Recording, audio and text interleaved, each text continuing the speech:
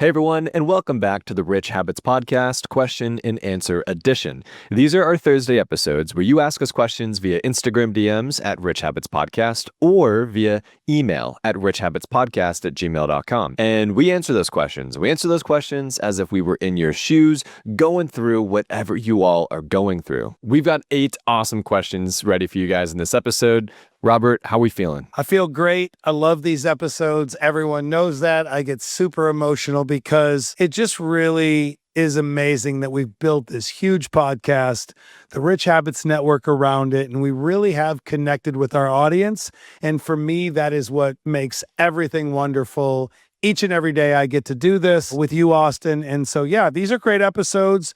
And we really just kind of take it from the dome and from experience to help people figure it all out because, as we always say, personal finance is personal and everyone goes through something. I will say my favorite part about these episodes is that, Monday episodes, Friday episodes, like we're over here just reporting and sharing and giving our perspectives, but being able to talk with real people and answer real questions being asked during these Thursday episodes and impact people's day-to-day lives and their decision-making processes, that to me is the most awesome thing about this show. I love being able to help these people. Now, Robert, before we jump into this episode, Bitcoin just hit an all-time high. Ethereum is now at 4,350. We're having a good time over here. Come on. We've been talking about dollar cost average, right? 5 to 15% of your portfolio should be in cryptocurrency. I hope people bought Ethereum when it was 1,500. Now it's more than 170% higher. Bitcoin's now hitting all-time highs. It is so exciting to see something that we've been talking about for a while now. And I hope that a lot of people were listening and taking notes, but more importantly, taking action with their own money and riding the wave of cryptocurrency with us. Yeah, we just need the intro to be all I do is win, win, win, because it's been crazy. I mean, we called this out like January 5th. Hey, everyone, to you hundreds of thousands of people that listen and follow us. There's going to be volatility, but we're going to help you find the winning places. And we have nailed it better than anyone I know of on the internet. So I applaud you in all the work we do because it's just so cool to be right and be able to help others be right in their financial journeys as well. 100%. So if you're someone who's looking to add cryptocurrency to your own portfolio, highly recommend checking out public.com. They're an investing platform for those who take it seriously. So if you're serious about investing toward your financial future, it's time to learn more. On Public, you can build that multi-asset portfolio of stocks, bonds, options, and cryptocurrency like we're talking about here, all within one platform. And Public's artificial intelligence isn't just a feature that's built into the platform, it's woven into the entire experience. From portfolio insights to earnings call recaps, Public gives you smarter context at every touch point of your investing journey. Yes, we love Public. We talk about it all the time. And for a limited time, you can earn a 1% match on all IRA deposits, IRA transfers, and 401k rollovers. Let me say it again, 1% match on all IRA deposits, transfers, and 401k rollovers. Free money. Fund your account in 5 minutes or less, only at public.com/rich habits, paid for by Public Investing. Full disclosure in the podcast description. So Robert, I'm drinking coffee this morning, but cheers to everybody for seeing Bitcoin at a new all-time high, and then Ethereum now well over 4,350, just rocking and rolling higher. It is so exciting, and I get just goosebumps thinking about the thousands, tens of thousands of dollars that people have probably made over the last 12, 18, 24 months by just dollar cost averaging into some of the stuff that we talk about on the show. It just gets me so excited. So let's now jump into our very first question of today's episode. Let's kick things off with Faith. Faith says, "Hi, Austin and Robert. My name is Faith. I'm 26 years old, and I'm an avid listener of your show. I've heard you guys talk about student loans quite a bit over the years, but now's the first time where I'm truly feeling stumped about my situation. Since graduating in 2021, I've been in forbearance with no interest accruing until now. August of 2025. Every 31 days, my interest will be $93 toward my total of $26,300 that I've borrowed across 8 different student loans. My monthly payment is still 0, and the highest interest rate I have across these 8 loans is 5%. I make $45,000 a year. I live rent-free. I don't have a car note or any major bills in general. I'm thinking of paying $200 on the first of each month to chip away at this. At the same time, I'm trying to save up for a duplex and max out my Roth IRA, which I'm unsure sure which goal should take priority right now. Any guidance would be greatly appreciated. Thank you so much for constantly helping the public become more financially stable. Faith, we are super excited for you. So my head goes in a couple different directions. The first one is unrelated to student loans. You right now are 26 years old. You've been out of college for 4 years and you make $45,000 a year. Now, I'm not saying that that's not a lot of money. I'm sure you work very hard for your money and you are on an awesome trajectory in your career. But I just want to reiterate how important it is that 36-year-old Faith is making twice as much as 26-year-old Faith is making, right? Faith, I want you to be making 6 figures. I want you to be making so much money in your career. You've got money burning a hole in your pocket, right? That's what you're capable of. I just want you to know that 45,000 is totally cool right now in your 20s, but I hope you're on a career path or some sort of trajectory in your career to make twice that amount of money by the time you're in your mid-30s. And if you're not on that career path, maybe it's time to figure out what that could look like. Maybe it's time to explore different types of, careers and jobs and skill sets and just start networking, getting out there a little bit more. Who knows? But again, making 45K at 26, that's wonderful. We're rooting for you. That's totally fine, especially rent-free, no car note, no bills. But I don't want 35-year-old Faith to also be making $45,000 a year. So Robert, what's your take here on the student loan situation? She's got 8 loans, $26,300 across them, 5% interest rate. How would you approach and prioritize all this? Yes, first, I want to unpack what you broke down, which I think is incredible for everyone listening to understand, is that I think a lot of people get financial freedom and their goals backwards. They think, oh, I'll do it later. But what they don't realize, in your 20s and 30s, you have so much freedom, especially before you're married, before the kids come, before your parents become elderly. All of these portions of your life allow you the freedom to really multiply your money, have the side hustle, build the personal business outside of the 9-to-5 job. Because once you hit that age where you're married, where you have kids, your parents are getting older, then you get into a situation where everything is about everyone else and not your own dream. So I first wanted to elaborate on that just for a second. So how does that relate to the student loan debt right now? I think she already touched on it. You have to get this Roth IRA maxed out every single month, $583. Why is this important? Because you have the money right now. Your student loan debt stinks, but at least it's not high interest debt. So with that, I think you should get that $583 in the Roth IRA every single month. Keep doing what you have to do with the student loan debts, whether it's pay the minimum or what have you, when you start having to make the payments again. But I would focus on you first and the student loan debt pay down later, because at the end of the day, the Roth IRA is going to pay you tenfold over time, whereas paying down these student loan debts is not.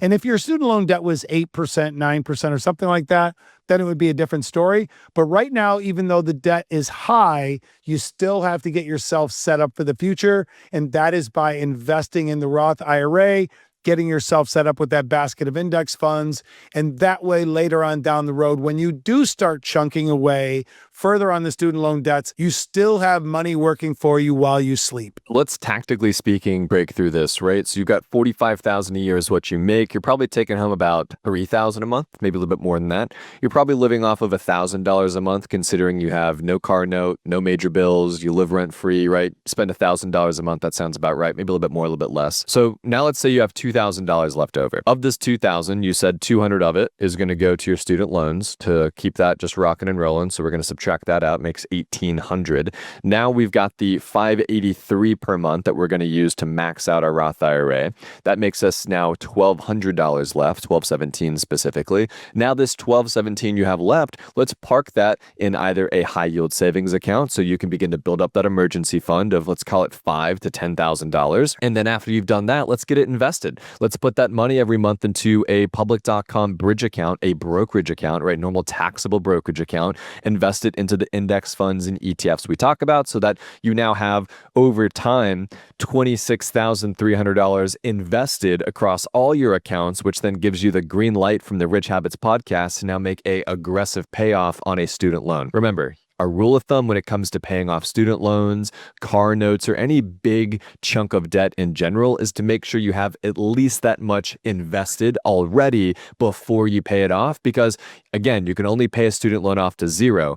but investing that same $26,000, that doubles every 7 years and compounds for you throughout your life, especially at the young age of 26. So Faith, we hope this episode gave you some direction as to what to do with your student loans. Our next question comes from Callie. Callie says, "Hi, Austin and Robert. I'm so glad I stumbled upon your podcast in 2023. Thank you for your dedication to sharing your knowledge with the world with the utmost sincerity. Hats off to you, good sirs. My questions are related to high-income ETFs. SPYI and QQQI seem to be spoken highly of for income generation, though they've not been around for too long. Assuming someone in their 30s who already has an investing foundation built, would it be a terrible idea to invest $100,000 50-50 split between SPYI and QQQI, or all of it into QQQI within a brokerage account to generate passive income on top of a full-time W-2 job? By investing foundation built, I mean I have an emergency fund and I've been regularly contributing to my 403b, 401k, and Roth IRA. After using a dividend reinvestment plan calculator to estimate compound growth in annual dividends of SPYI and QQQI over the 10 years, the income generated from these monthly distributions seems too good to be true when working toward financial independence. What would some concerns be regarding investing a large portion of your overall portfolio to these high-income ETFs? What would you do with $100,000 if your goal was to replace an average American employee's salary over the next 10 years? I really appreciate your time and consideration, and I'm super excited to hear your thoughts on this. Thanks." Well, Callie, thank you so much for the super kind words there in the beginning. Robert and I are just so humbled to have 100,000 people come back every single week to listen to us talk about personal finance and investing, and we're super glad that you've been listening to our show for the last couple years now. So let me shoot you straight. The biggest downside to having too much of your portfolio invested into covered call ETFs that are at these 10, 12, 15% annual distribution yields is that they do not grow in price. Okay, so let's talk through that. Whenever you buy a stock, or let's just say a normal ETF like the S&P 500. So VOO had a total performance of 24.98% in 2024. So if you invested $100,000 on January 1st into the VOO ETF, your $100,000 would be worth $124,980 at the end of the year. Of that, let's call it 25% total return.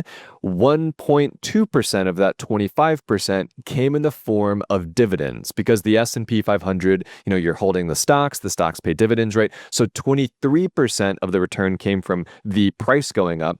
2% came from dividends. SPYI and QQQI flip that on its head. Their entire purpose is to take that capital appreciation that you would see in a VOO or a QQQ, pay it out as monthly distributions, right? Dividends. And then if there is still upside to be had, you will see a little bit of upside in the price. Now, why is that important to understand? If you are reinvesting those dividends back into shares of SPYI, then theoretically speaking, you are taking the money, which is that capital appreciation translated into money, and then putting it back into the stock, making it kind of seem like capital appreciation regardless. So if you're reinvesting it back into it, I guess there's like not any big red flags. But if you are realizing those monthly distributions and spending them on your groceries or your mortgage or your, gas or whatever you spend that money on, the price of SPYI isn't just going to go up like crazy like VOO does, or the price of QQQI isn't going to go up like crazy like QQQ does. The way you realize the returns in these NEOS funds is the monthly distribution. So if you take those returns and you go spend them, think about it as synonymously with selling shares of VOO or QQQ to realize, some cash. So in your situation here, the big mistake that people might make with this is thinking, oh, I'll buy all this, stock in SPYI and QQQI, and I won't reinvest the dividends back into it, and it'll just keep paying me more and more every year, which is true, technically speaking, as long as these index funds continue to trend higher. But the price of these funds are not going to go up at all compared to VOO. So for example, the price of SPYI year to date is up exactly 1%, while the price of VOO is up 8.7%, right? So the price difference there is really important to understand. Now, the other 8% difference is paid to you in distributions, right? So that's how you get that total return. But don't make the mistake of thinking, I'm going to put 100,000 into this. It's going to double every 7 years, like Austin and Robert talk about, like VOO does. That won't be the case. You'll get all your money back every 7 years, right? That's how it will double for you, but it's not going to double in price. Your portfolio value won't go up unless you're reinvesting those distributions back into the funds. I hope that made sense. I think it makes great sense. And I just want to double click back at this. So is there a world, Austin? Because my brain immediately goes to, I have $100,000. I've done all the other things and I do want to generate some income, but I also want to have the upside potential. Is there a world where this 100K could be split 50% in VOO and QQQ and 50% in SPYI and QQQI? So then you bridge the balance of both, where you're getting growth and upside, but then you also still have some income coming in. And then later on, as you start to age and want to get out of this corporate job, then you could up the amounts going into the dividend producing products that we talk about, like SPYI?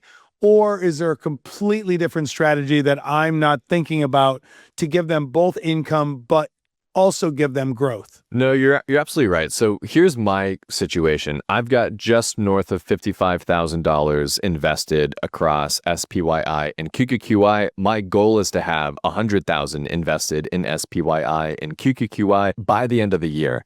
And honestly, I've also got some BTCI in there. And so I've had this going since last year, so I can look at the year-to-date results for myself here, and we can talk real numbers, Robert. So the real return, the real total return on my SPYI year-to-date, where I reinvest the dividends back into it, is 8.2%. So that 8.2% return versus the 8.7, right? 0.5% difference here. Like, that's the price discrepancy that you can see happening in real time. Now, 0.5% is not enough money for me to want to say why, like, this doesn't make sense, right? It's like, I want the income. This actually pays me about $800 a month just on 55 grand, which is amazing. So here's the deal. If you are someone who wants to get out of the rat race over the next 10 years, yes, if I were you, I would use Neos Funds to do it. And here's why. Reason number one is Neos Funds holds all of the underlying constituents of the benchmark index. What that means is, unlike JEPI or JEPQ or these other JP Morgan funds that you see people talking about on Reddit or Twitter or whatever, they don't actually hold all 500 stocks in the S&P 500,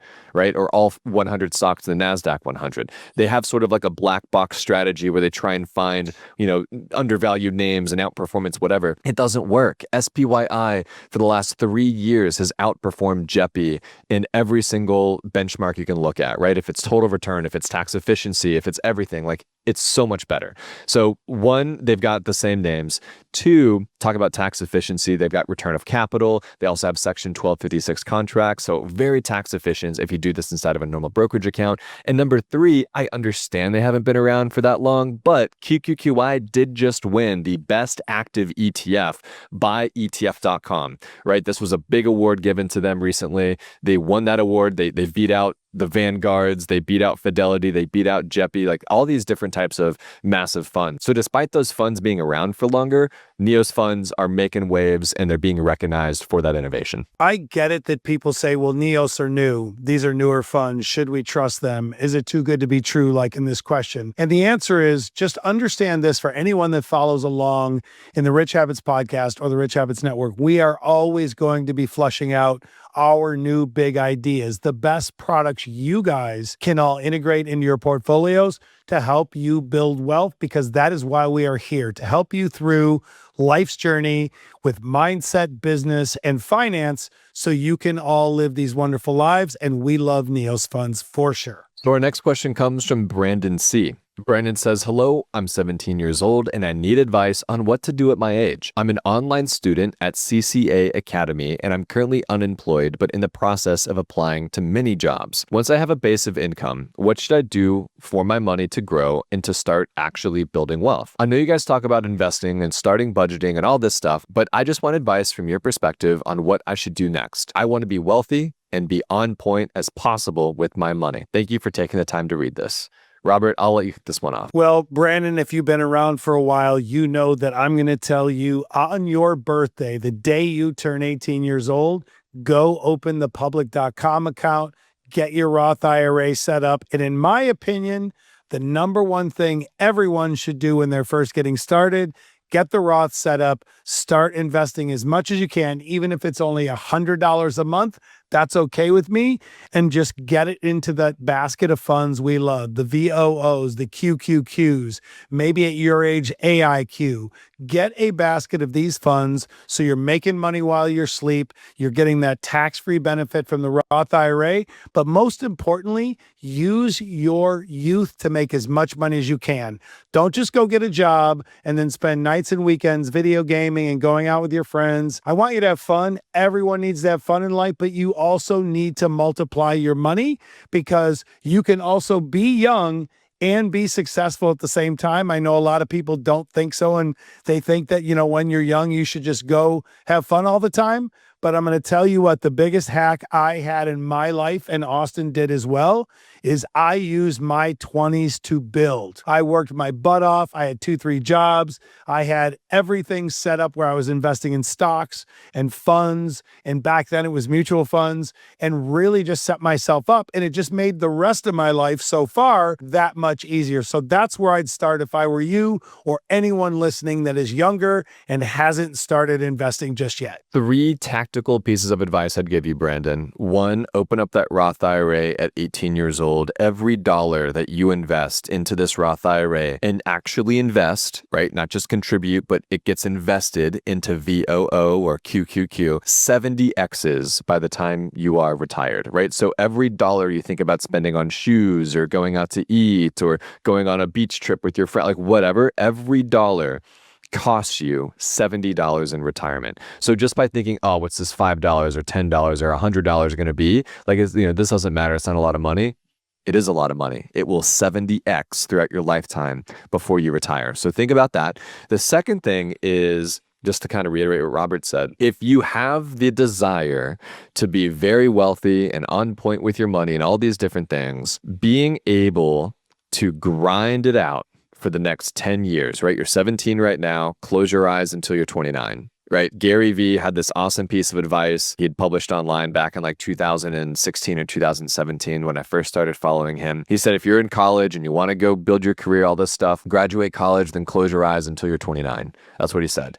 And by that, he means just like go do what you got to do. Tunnel vision for the next, in that instance, 5, 6, 7 years. So in your instance, the next, again, 5, 6, 7, 8, 9, 10 years. It's going to be so worth it when you have so much money saved, so much money invested. Maybe you have a real estate portfolio. Maybe you have a small business you own. Maybe you are a homeowner with, a vacation rent, like whatever, right? Life is going to come with some awesome opportunities, but life comes with those awesome opportunities if you go out and you look for them. Looking for them does not mean I'm going to sit at home all day Saturday and play Fortnite, or looking for them doesn't mean that I'm going to go find the fun, crazy, cool parties I can go to with my friends and get in trouble and, go get high all the time and do this stupid stuff, right? Like that's not what it means at all. So if I were in your shoes, I'd close my eyes until I'm 29 and go work really, really hard. Well, what does work hard mean? So that's step 3 here.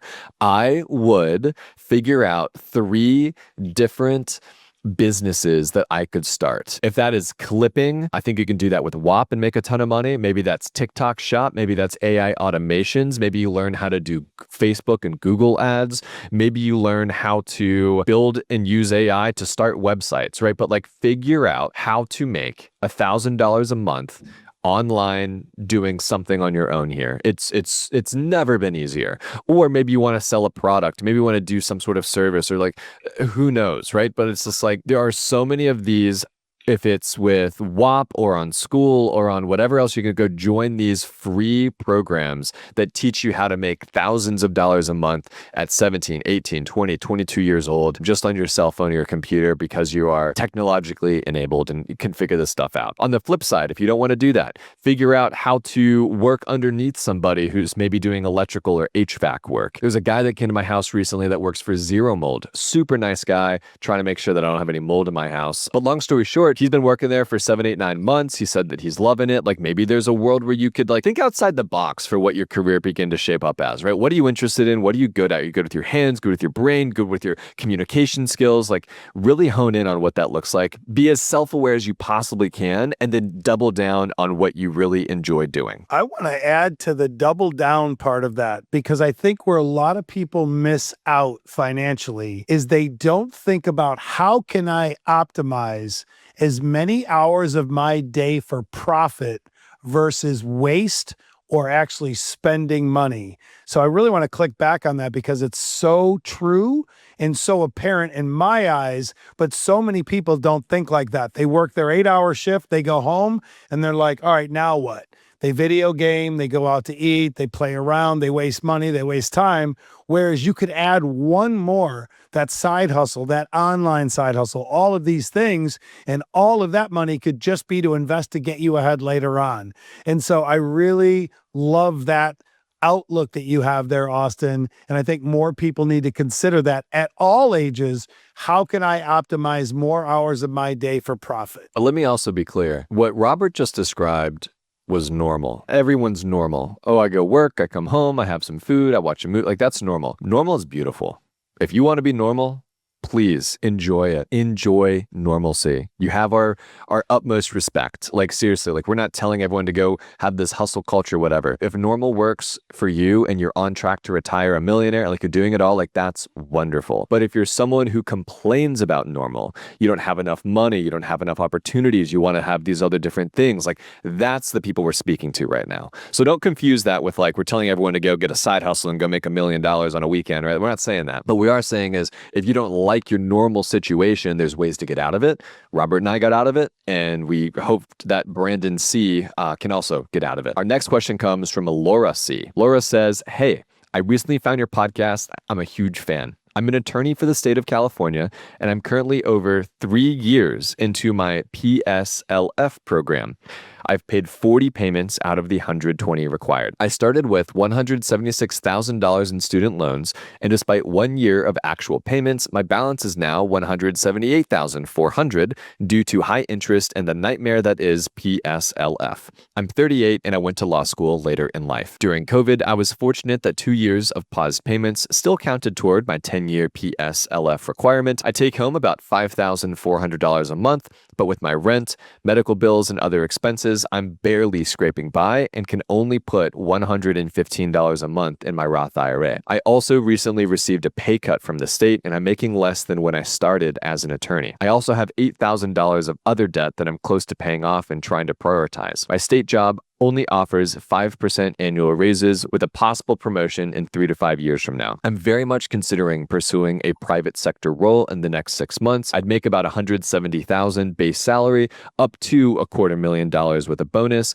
and I'd get a 401k match, but I would not qualify for the PSLF. However, I would likely refinance my loans to get a lower interest rate once out of PSLF. If I stay within the state of California, I might actually start my own firm, but I can't afford to invest in that right now, and that would take years to see a substantial return. Given my debt, limited savings, and PSLF progress, should I stick it out with a state job to get my loans forgiven or pivot to a high-paying private role and aggressively pay them down myself? Honestly, I regret going into law school. I feel like it set me back financially instead of moving me forward. It did not set you back financially, Laura. We are about to give you the playbook, girl. Here we go. Congratulations on being an awesome lawyer. You're clearly incredible. You've been doing this for a long time here, 3, 4, 5, 6 years. You're crushing it. I would 100% say see you later bye to the state of California and the $80,000 a year that they're paying you. I would go make an extra $100,000 to $150,000 working in the private sector. So you'd start taking home anywhere between $11,000 to $12,000 a month, which is more than double than what you're making right now. You would not be scraping by anymore. You'd be able to aggressively pay down your $8,000 of other consumer debt, which I'm assuming is credit cards and high interest rates. You would also be able to invest toward your retirement. You'd have that 401k match. And yeah, just pay off the loans. That's fine, right? So live off of this, let's call it $8,000 or maybe $7,000, $8,000 a month. Use the other, I don't know, $4,000, $5,000 that you can make and use that to pay off these loans, right? $178,000 divided by $4,000, that is 44 months of payments. You divide that by 12, that's 3.5 years. So fast forward 3.5 years and you've got all of your student loans paid off. That's amazing. Yes, do that. Private sector all the way, go get your bag. That's why you went to law school. Because specifically here, you're saying, hey, I regret it because it's setting me back financially. It's not setting you back financially. The situation, the route you chose is what's setting you back financially, right? Making as little money as possible for the hope and the idea that I'll get my, loans forgiven. That's great. I respect people that do that. But if you feel like, hey, I have a problem, I'm not moving in the right direction, let's fix the problem. right? Let's go figure out how to go make that 170, 200, 250 a year as a private sector attorney. And then maybe every year you use your bonus as a lump sum payment to the student loans, or you feel back, you're not moving in the right direction. Maybe those lump sums go get invested for you, right? So now you really feel like you're making progress. At the end of the day here, there's a clear route of getting out of this, and that is to refinance those loans at a lower rate, go work in the private sector, making 170, 180, 200, 250, whatever it is, get that 401k match. These loans are gone in 3 years or so. And now you've got a $12,000 to $15,000 a month payroll that you're collecting. And think about all the investing you can do then. Jeez Louise. We could spend 3 hours unpacking the magic that you just laid out. So Laura, Austin nailed this 100%. Get out of there. Stop worrying about this forgiveness program that you have in California because it is holding you back. You are leaving so much money on the table. I have calls with people every single month and they say, well, I know if I went out in the private sector, or if I quit my job and went out on my own, I can make XYZ more, but they have really good dental. Well, guess what? Go make the extra $100,000 a year and pay for your own dental because you're leaving too much money on the table, worrying about a forgiveness program. Austin, you killed that answer. Laura, get out of there. Go be private, make all that money, invest the difference, and you'll be so much better off in your life. Let's say that Laura makes right now $100,000 a year salary. Let's just pretend. So she makes $100,000 a year salary. She takes home $5,400 a month. So let's now pretend that she got the lower end of her estimate of $170,000. That $70,000 difference over that 10-year period of time is $700,000 more that she would make. Or you make $70,000 less and go get your $178,000. What would you rather have, Laura? $700,000 extra or $178,000 of student loans forgiven? Give me the $700,000 every single day. And just in this instance, right, you said you're 3 years out of the 10. So let's even call it 7 years. So that's 7 years times $70,000. That's $490,000 or $178,000. I'd take the $490,000. Even after taxes, you're making out more. And that's assuming you don't make any sort of promotion in that 10-year period of time. Of course, you're going to make promotions and bonuses and big projects. Like, Laura, go get your bag, girl. We're rooting for you. We're proud of you. You are not behind financially. You're going to do this just fine. Our next question comes from Joseph B. Joseph B says, hey, Austin and Robert, my name is Joey, and I absolutely love the show. I've never missed an episode. I'm 22, debt-free, and still live with my parents in New Jersey, so my expenses are very minimal. I've wanted a house hack for years and was hoping to get your opinions on whether it's feasible for me within the next 12 months, or if you think I might be getting a little too ambitious. I'm a fourth-year union electrical apprentice. I gross roughly $90,000 a year. I'll make $100,000 next year and then become a journeyman, which increases my yearly gross to about $140,000 after that. I've just hit my first $100,000 invested.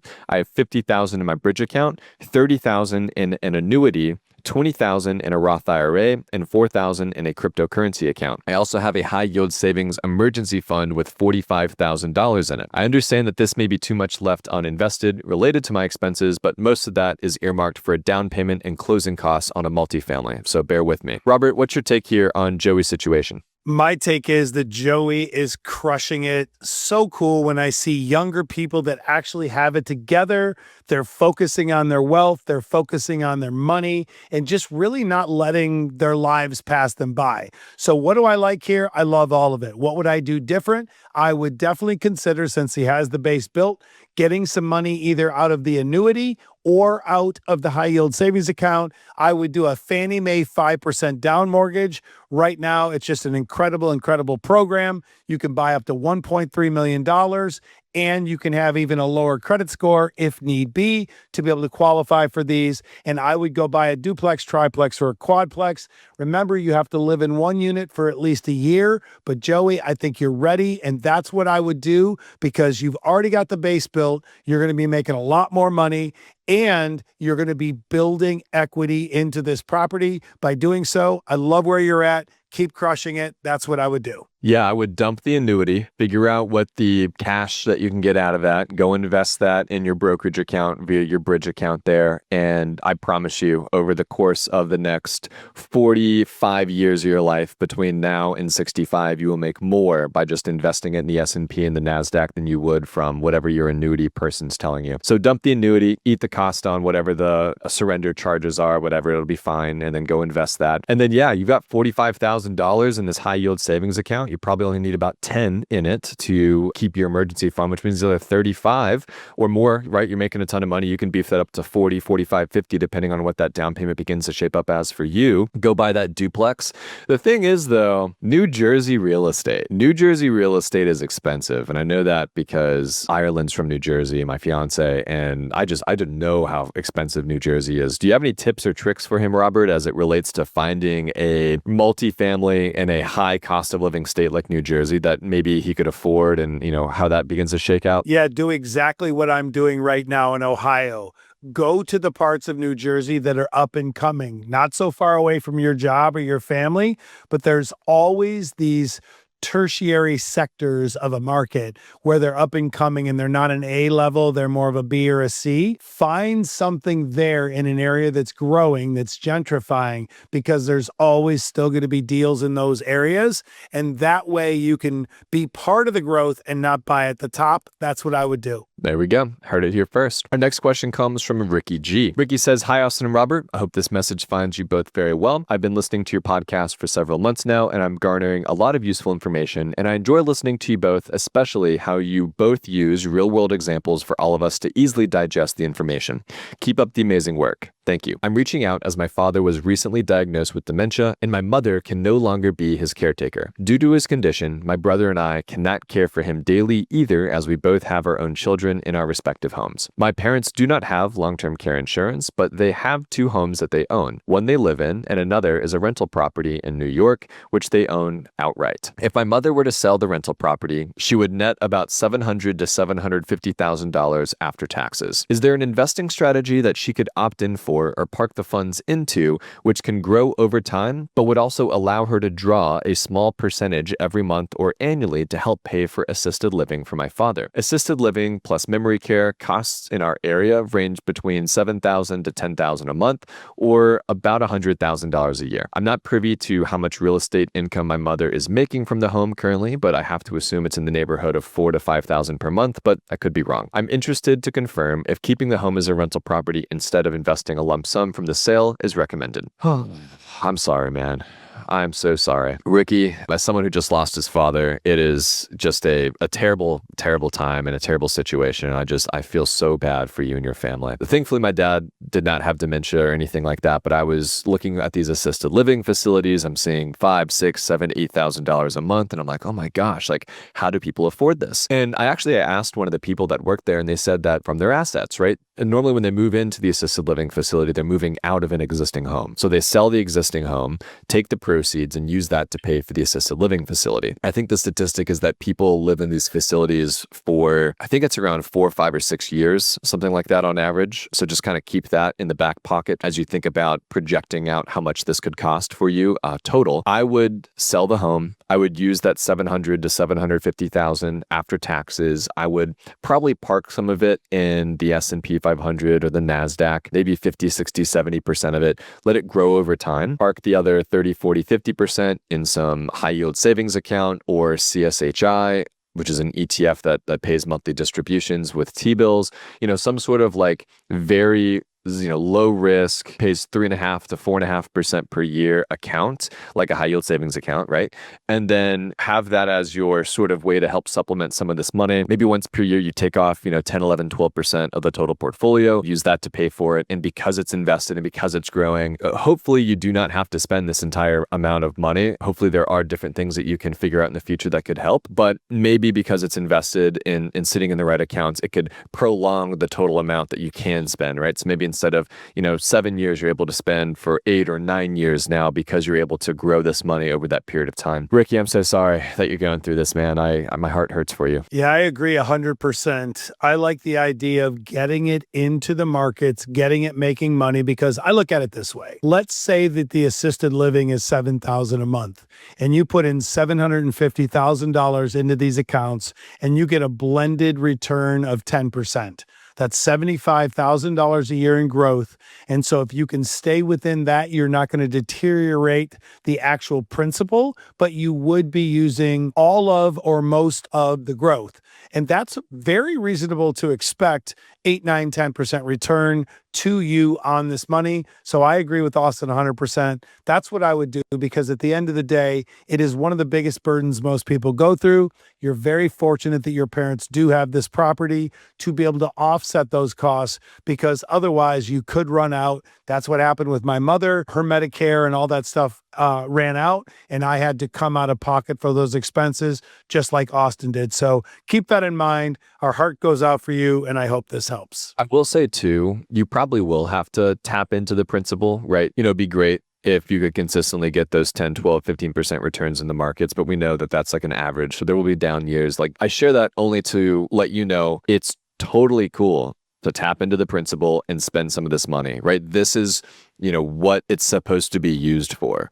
And fast forward 10 years from now, hopefully your father's still alive, but if he's not, and you did have to, spend some of this money to make sure that the last couple years of his life was amazing for him, you were going to feel like you did the right decision. You made the right decision. You did everything right, versus, oh man, I wish I still had an extra $50,000, $60,000, now that my dad, you're not going to feel that way. You're going to feel so grateful that you had this money to spend to make sure that your father was in a wonderful, comfortable place in his last years. That's one thing I learned about my dad is I've been taking care of him now it was about 7 years. The last 7 years of his life, I was taking care of him. And I don't regret at all any of the money I spent, anything. It was so worth every penny for me, where statistically speaking, did it put me back or whatever? Sure, you could think about it that way. But I think about it as my dad was super comfortable and we got to spend a lot more time together. So I argue, Ricky, that you will feel the same way. So if the 750 turns into 350 over the next, call it 5, 6, 7, 8, 9 years, I have a hunch that you're going to feel like it was money well spent. And also for everyone else listening, think about getting ahead of this. If you have parents that are aging and you want to get ahead of this, you can look at long-term insurance, long-term care insurance, and getting ahead of some of these things to be able to help you down the road when it happens. Yes, you have a preloaded expense, but it also sets you apart from not having to sell all their assets and potentially run out of money. So keep that in mind as well. And if you want to learn more, Austin and I have been working with Suriance for a long time. They've done a wonderful job for anyone that we've sent their way.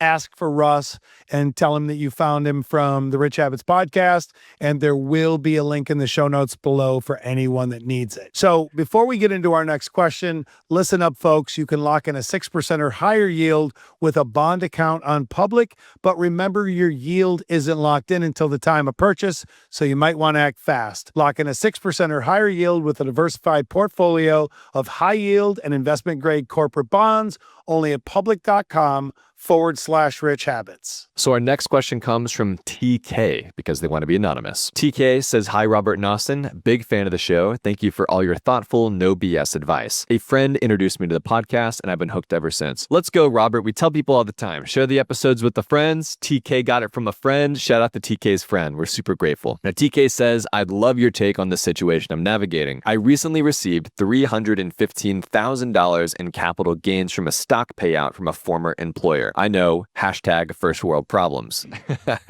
I live in a high state tax state and expect to owe about $75,000 combined state and federal in taxes this year on that payout. I've set aside some of the proceeds to supplement my income as a part-time solopreneur over the next few years, and have invested the rest in my taxable brokerage account, mainly in the index funds and ETFs you guys talk about. Shout out to you all. To reduce the tax hit, I'm contributing to a SEP IRA, and I'm benefiting benefiting from the higher SALT deduction thanks to the OBBB changes. But here's the real question. A tax mitigation firm, not my CPA, recently suggested I consider investing $100,000 into a short-term rental Airbnb fund with a real estate investment company that they know. The pitch is that it could generate returns while also helping me offset this year's tax bill with passive losses. Is this a smart move or is it too good to be true? I'm weighing the potential tax benefits against the risk of tying up cash in an illiquid investment. What red flags or liquidity concerns would you watch out for, and how would you think about this trade-off compared to simply investing the money for long-term growth and eating the tax bill? Robert often talks about real estate as a solid investment, so I figured this might be in your wheelhouse.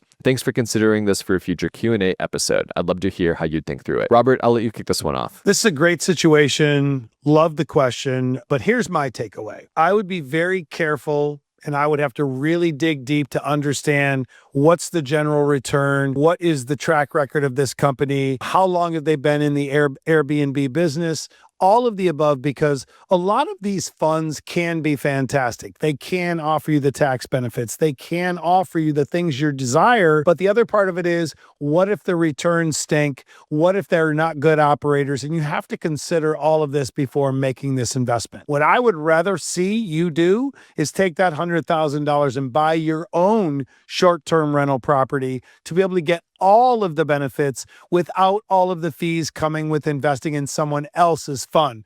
That's what I would do if I were you. That's what I do every single year. In my world, and in a lot of people's world that do what Austin and I do, there is a saying that I never ever don't have top of mind. And that is, it's not what you make, it's what you keep. And in this instance, if you did this strategy you're talking about, you would gain a lot of tax benefits, keep more of your income away from the tax man, and it is a really good strategy. I don't know if I'd do it through a fund unless I knew the fund themselves and I knew that they were really good operators and their fee structure was fair. I think that's a great answer. I'd rather have $100,000 of cash invested into my favorite ETFs and single stocks that I choose that goes up 10, 15, 20, 30% a year because I'm pretty good at this and I'd rather have that than have $100,000 invested into a random fund that I have no control over, that sure I can get some passive losses. Let's call it 20 to 30,000 of that 100,000 would be realized as passive losses because of the cost segregation study that they would do. But it's like, okay, cool. 1 year's time, fast forward, and I make up for that 20,000 saved because I have my money invested and I make 20%. I guess what I'm trying to say is, like, we talked about this in the past on different episodes. Like, I understand where people are saying like, hey, let me optimize for taxes, save as much, like whatever. And I get that. And there's a ton of things that I don't know about taxes. But on the same token, like, I firmly believe there's nothing cooler than having a bunch of money in my brokerage account. Cool, you've got all these Airbnbs, all these things, and all this debt. Like, you've got all this stuff going on. Like, I'm glad. I'm sure that works for you. I've got a friend, Michael Elefante. He does a great job with Airbnb, and he does this stuff so well. Like, it works for him. But I'm not an expert in that. But what I do think I'm pretty good at is investing. So, like, I do what works for me, right? Know what you're comfortable with, what works for you, and choose what works for you. And so if you want to go with this Airbnb route to save 20, 30,000, and they've got good returns, and you're able to like see like, cool, it might work out. Like, I hope it does. But I wouldn't do it because I feel like I could just take that same 100,000, park it in the markets, make the 20, 30% the following 12 months, like I've already done in my portfolio so far this year. And it's not a liquid. I can now sell it the next day. That to me is really powerful. And I will always choose to have hundreds of thousands, if not millions of dollars in my possession than having that money spread across in funds and illiquid things that I can't control or see or touch or feel. Does that make sense? It makes perfect sense to me, and I'm living through it right now from a different perspective, and that is, I feel too many people want to optimize their tax strategies long before it's necessary, and then they find themselves trying to get too fancy with their money. And here's an example. I invested $250,000 15 years ago in a limited partnership with an oil reserve company because it sounded great. I was going to get this passive income. It was going to grow over time. $250,000. It was supposed to mature in 5 to 7 years. I get my returns plus my dividends. All is well in the world. Well, guess what?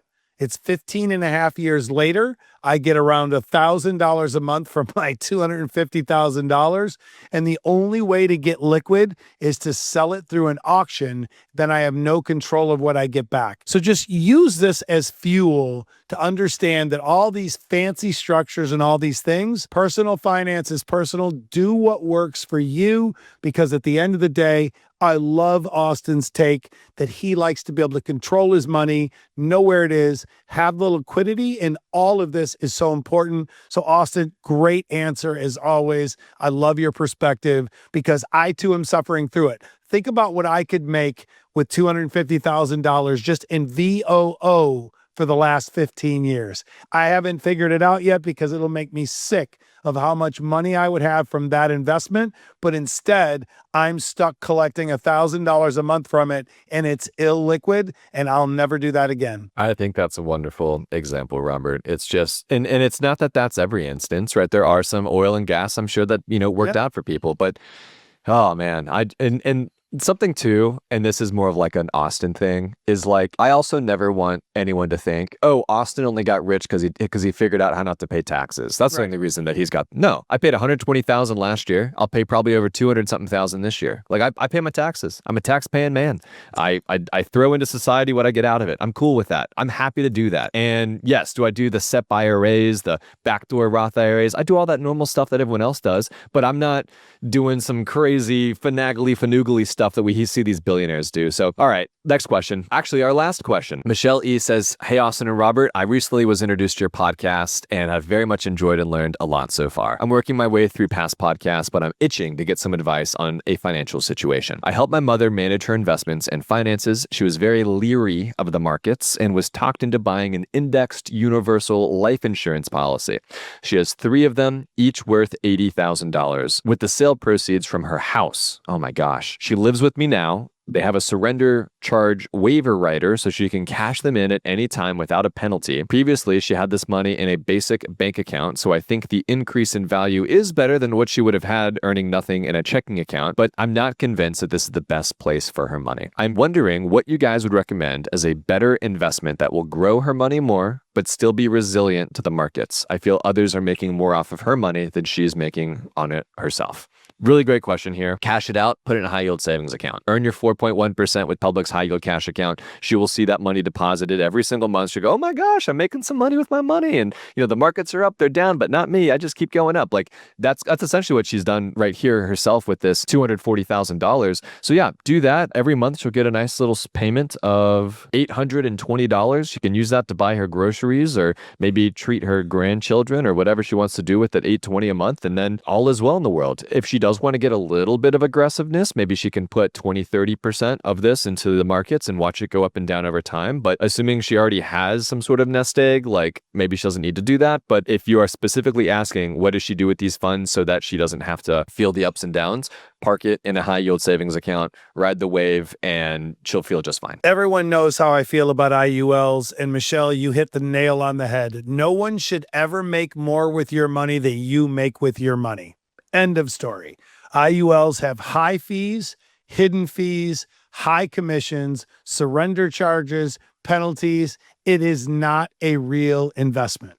At the end of the day, you have to always ask yourself this question, or the person trying to sell you the IUL. Why does my money go away when I stop making payments if it's an investment? At the end of the day, if I put money into VOO every single month for 10 years and stop for the rest of my life, guess what? It's still my money and it continues to grow until I need it. That is not the case with an IUL. So for me, I think what Austin said is exactly right. Get it out of there. Get it into a high yield savings. Maybe put some of it in SPYI or QQQI or VOO if you want to have some leverage and some exposure to the stock market. But get it somewhere where it's safe. You're not eroding with all of these fees, and that way you control the money and you can get the income you desire or the growth you desire year over year and still control your own money. Couldn't have said it better myself. Everyone, thank you so much for tuning into this week's episode of the Rich Habits Podcast. Don't forget to come back tomorrow for our new Friday episodes where we break down the biggest headlines and happenings impacting you and your money. These episodes are insane. We've already had 100,000 downloads on last week's episode. You all love we talked about Apple's $600 billion investment, what Disney's doing with the NFL. We talked about all the fun stuff. So go listen to that episode if you've not yet listened to it, and be sure to come back tomorrow for this Friday's episode. You guys are going to absolutely love it. And if you enjoyed this episode, please consider sharing it with a friend, just like TK shared the podcast with her. And then also consider leaving us a 5-star review. They mean the absolute world to us. We wear those reviews like a badge of honor. 4.9 stars right now in Spotify. It means so much to us knowing that we put out such great content and you guys are receptive to this content and truly think that it is worth listening to. So by just leaving us a 5-star review, it really, really means a lot. And one selfish plug, don't forget we're still running the Rich Habits Network 7-day free trial. You can join for $0, come in and kick the tires, check out the modules, join a private live and see what it's all about, and really, really entrench yourself and see if it's a good fit for you. We're running that 7-day free trial right now. There's a link in bio or in the show notes below. So thank you all for coming by each and every week. We love you all and appreciate all that you do for us. Thanks, everyone, and we'll see you tomorrow.